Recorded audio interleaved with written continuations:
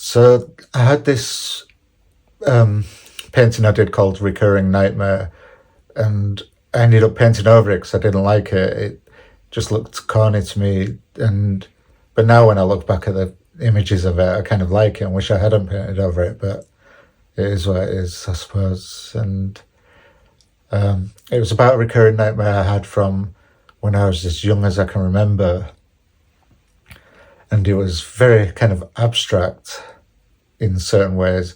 But it was so terrifying to me that I used to wake up screaming, and I'd be like inconsolable. And I'd even once I'd woken, I'd be kind of hallucinating, seeing things come out of the walls, and I'd be screaming that they're going to kill us. And my sister, my younger sister, who shared a room with me at the time, told me when we was older that she really thought there was something wrong with me when I was a kid because of these kind of night terrors.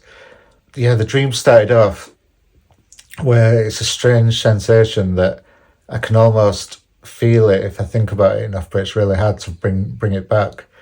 And it's a kind of feeling where I've got no defined edges to my body.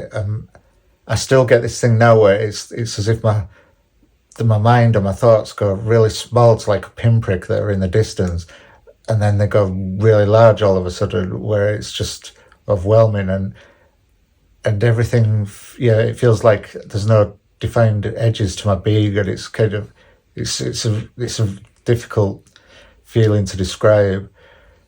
It's almost kind of like you're flickering out in and out of existence. And then there's loads of bits of the dream that I can't remember. I remember these kind of horrible men with like kind of really thick tobacco stained fingers.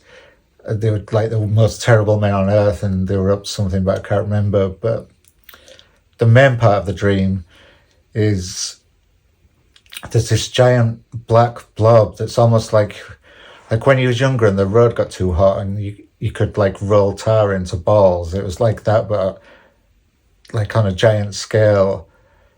It was sucking in blobs of colour, and it was as if it was sucking in all the colour in the world, and the whole of the world was screaming and crying like it was the apocalypse or something. And it was just like being in the middle of crowds of people, thousands of people all surrounding this black blob that was sucking in this colour, and everyone was screaming and throwing themselves on the floor and crying. And it was just this terror feeling that still comes back to me when I think about it. And that's when I'd be kind of inconsolable when I'd wake up from this. And like I say, this was as young as I can remember when it first started. But I used to have it regularly right up until I was a teenager, and then it kind of petered out and stopped happening.